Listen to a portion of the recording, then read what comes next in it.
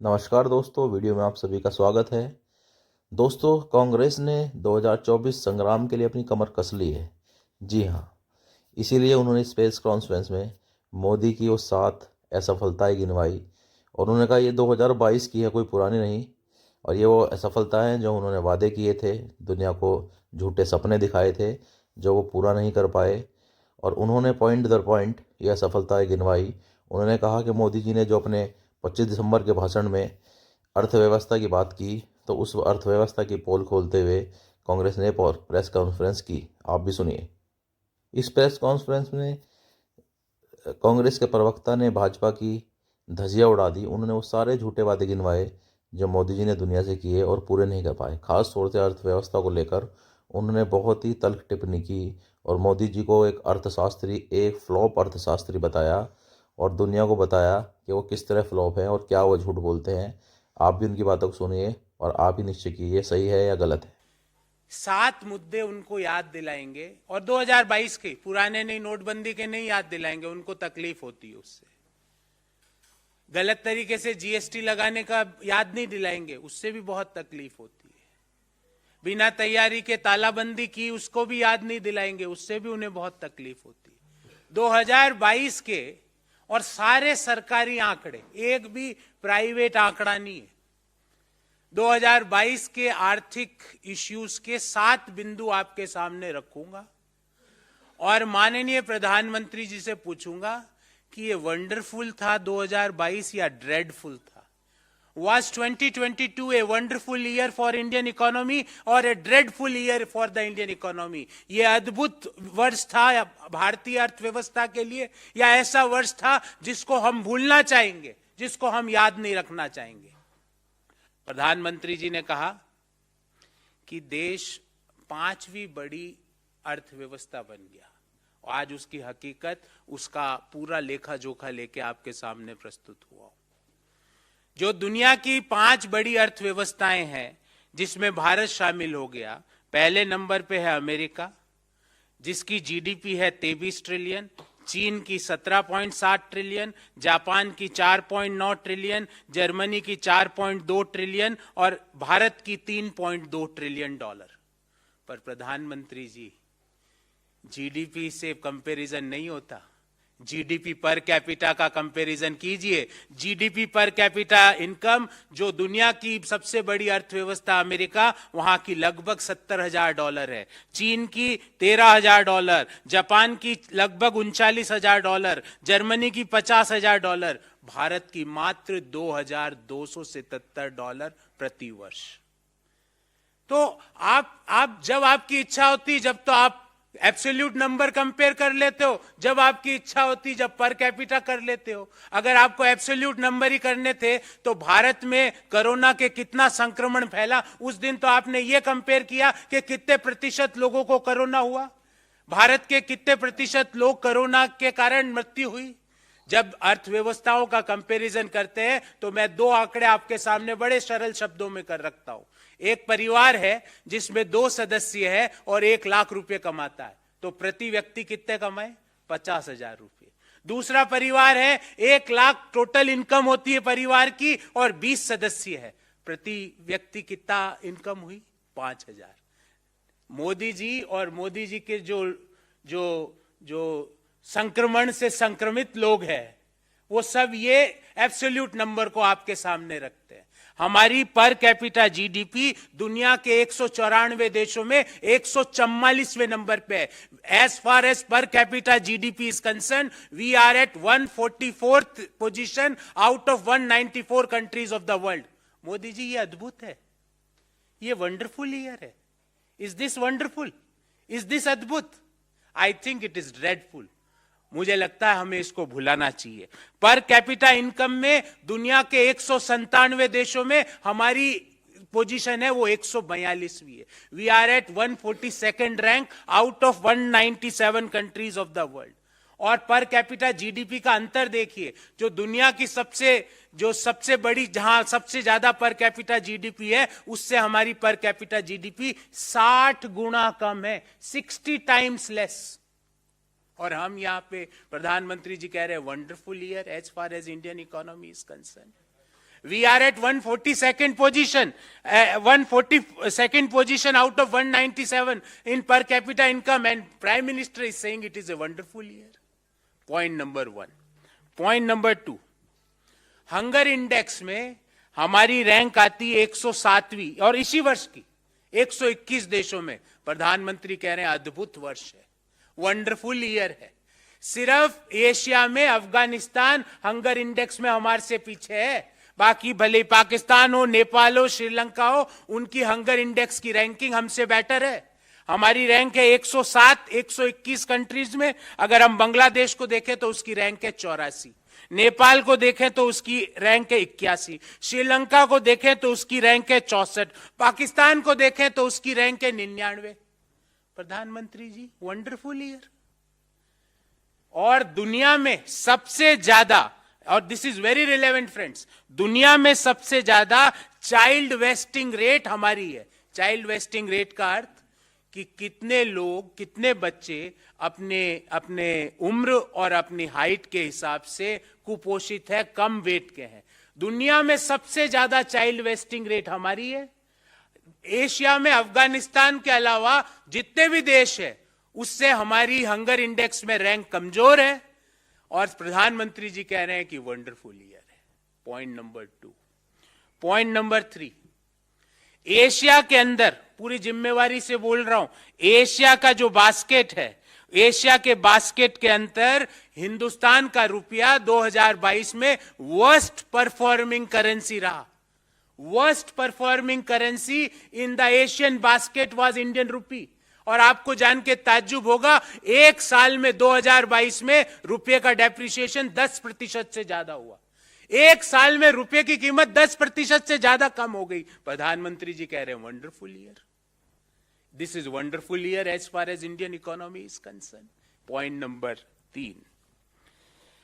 Point number 4, प्रधानमंत्री जी एक पूरी टेबल बनाई है मैंने आपके लिए, पढ़िएगा।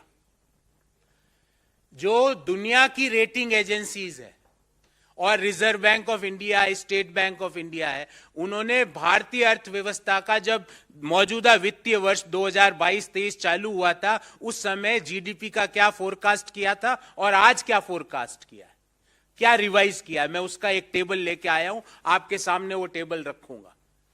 स्टेट बैंक ऑफ इंडिया के अनुसार जब वित्तीय वर्ष शुरू हुआ तो जीडीपी फोरकास्ट था 7.5%, अभी उन्होंने रिवाइज करके कर दिया 6.8%। मोदी जी कह रहे हैं अद्भुत वर्ष है। वर्ल्ड बैंक ने 7.5 का जीडीपी फोरकास्ट कहा था, अभी उन्होंने रिवाइज करके कर दिया 6.9%। आगे और रिवीजन होगा अभी तो। सिटी ग्रुप ने कहा था जीडीपी फोरकास्ट 8 रहेगा इस मौजूदा वित्तीय वर्ष में, अभी उन्होंने रिवाइज करके कर दिया 6.7%। आईएमएफ ने कहा था 7.4% की जीडीपी ग्रोथ रहेगी, उन्होंने रिवाइज करके कर दिया 6.8%। फिच ने कहा था 7.8% की जीडीपी ग्रोथ रहेगी, अभी उन्होंने रिवाइज करके कर दिया 7%। इंडिया रेटिंग ने कहा था 7% जीडीपी ग्रोथ रहेगी, उन्होंने रिवाइज करके कर दिया 6.9%। रिजर्व बैंक ऑफ इंडिया ने कहा था जीडीपी ग्रोथ 7.2% रहेगी, उन्होंने रिवाइज कर दिया 7%। एशियन डेवलपमेंट बैंक ने कहा था कि जीडीपी ग्रोथ रेट 7.2% रहेगी और उन्होंने रिवाइज कर दिया 7%। दुनिया की सारे बैंक, रेटिंग एजेंसीज, हमारे देश का सेंट्रल बैंक, स्टेट बैंक ने देश का जीडीपी फोरकास्ट के जो पूर्वानुमान है उसको नीचे गिराया। मोदी जी कह रहे हैं ये वंडरफुल साल था। Point number 4। पॉइंट नंबर 5, और ये बहुत महत्वपूर्ण और गंभीर पॉइंट है। देश में आज, मैं आज की बात कर रहा हूं, बेरोजगारी की दर शहरी क्षेत्रों में है 10% और एग्रीगेट है 8.6%। बेरोजगारी के दर का अर्थ क्या होता है कि कितने लोग रोजगार मांग रहे हैं और कितने लोग रोजगार में है। तो मैं ये कहता हूं कि 10% शहरी क्षेत्र में बेरोजगारी की दर है, अर्थात शहरों में अगर 100 लोग रोजगार युक्त है तो 10 लोगों के पास जो रोजगार चाहते हैं उनको रोजगार नहीं है। ध्यान रहे 2011-12 में यूपीए के दौरान यह दर थी 2.2%। मैं नहीं कह रहा, सरकारी आंकड़े सारे, एक भी हमारा आंकड़ा नहीं, हमारी ऑब्जर्वेशन नहीं है. Government of India's NSSO's data, 2.2% was unemployment rate in 2011-12, and as per CMIE, today when I am talking to you, the unemployment rate aggregate in India is 8.6%, and in urban areas it is 10%.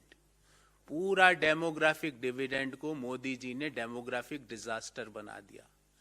अब कब तक हम corona का रोना रोते रहेंगे कि corona की वजह से रोजगार चले जा रहा है? कब तक हम रूस यूक्रेन के पीछे छुप के अपनी नाकामियों को छिपाएंगे? 10% is the unemployment rate in urban India, and aggregate is 8.6%, and Modi ji is saying 2022 is a wonderful year. पूरा साल को वो वंडरफुल बता रहे. Point number 5.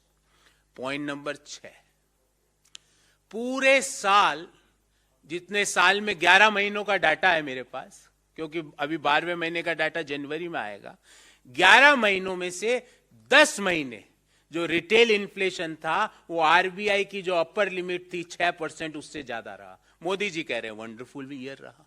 पूरे साल 12 में से 11 महीनों में रिजर्व बैंक का अपर लिमिट का जोन है इन्फ्लेशन का. रिजर्व बैंक ने कहा ऑप्टिमल तो 4% होना चाहिए, मिनिमम 2% होना चाहिए, मैक्सिमम 6% होना चाहिए. पूरे साल पिछले 11 में से 10 महीने ये रिजर्व बैंक के 6% का जो जोन है उससे पूरे साल ज्यादा रहा. मोदी जी कह रहे हैं कि ये अद्भुत साल था, वंडरफुल ईयर था. साल में 5 बार एक रिकॉर्ड बनाया. एक साल में 5 बार दूध के दाम बढ़ते हैं. आपने ये रिकॉर्ड, मैंने तो नहीं देखा था. और न्यू ईयर से पहले हम एक दूसरे को गिफ्ट देते हैं ना, मोदी जी का आज एक गिफ्ट हम सबको मिला है. 2 रुपए पर litre, the milk prices had gone up. 2 रुपए प्रति लीटर से दूध के दाम आज से बढ़ गए. मोदी जी का ये अंतिम गिफ्ट है इस साल का. इन्फ्लेशन लगातार 6% से ज्यादा रहा. जो मौजूदा वित्तीय वर्ष है उसमें 6.7% इन्फ्लेशन रहने का पूर्वानुमान रिजर्व बैंक ऑफ इंडिया कर रहा है, और मोदी जी कह रहे हैं ये वंडरफुल साल था. एक और आंकड़ा, जब पेट्रोल और डीजल की कीमतें लास्ट टाइम मई 2022 में उसमें चेंज किया गया था, उस दिन से लेकर आज दिन तक भारत सरकार के पेट्रोलियम मिनिस्ट्री का आंकड़ा है $32 प्रति बैरल कच्चे तेल की कीमत कम हुई है. मई 2022 से लेके आज तक $32 प्रति barrel. The crude oil prices had gone down, और एक अनुमान है कि $1 प्रति बैरल अगर कच्चे तेल की कीमत गिरती है तो लगभग 40 से 45 पैसे पेट्रोल की कीमत, डीजल की कीमत कम की जा सकती है. $1 अगर कम होती है तो 40 से 45 पैसे प्रति लीटर की कमी की जा सकती है. पिछले 200 से ज्यादा दिनों में $32 प्रति बैरल की कमी हुई, अर्थात 14 रुपए 40 पैसे प्रति लीटर पेट्रोल और डीजल की कीमत मोदी जी बिना एक्साइज ड्यूटी को छेड़े कम कर सकते हैं, पर वो नहीं किया ताकि रिटेल इन्फ्लेशन 6.7% पर बना रहे. पिछले इस वर्ष के कई महीनों में तो 12% से भी ज्यादा, 7% से भी ज्यादा रिटेल इन्फ्लेशन रहा. तो क्रूड ऑयल प्राइसेस बढ़ती है तो मोदी जी प्राइस बढ़ा देते हैं. क्रूड ऑयल प्राइसेस घटती है, $32 प्रति बैरल घटे, पर प्राइसेस कम नहीं किए गए. Modi ji, is this a wonderful year as far as Indian economy is concern? Point number 6 और अंतिम point, last point, trade deficits और एक्सपोर्ट्स भारत के लगातार घट रहे हैं. एक्सपोर्ट्स हमारे लगातार घट रहा है, ट्रेड डेफिसिट बढ़ता जा रहा है. मोदी जी कह रहे हैं कि 2022 was wonderful year as far as calendar year 2022 is concern. अब मुझे ये बताइए Modi ji, based on above 7 points, जो मैंने एक एक पॉइंट का आंकड़ा दिया, consistent high inflation, consistent high unemployment, reduction of GDP forecast by every agency, it is per capita GDP, we are at number 144th position out of 190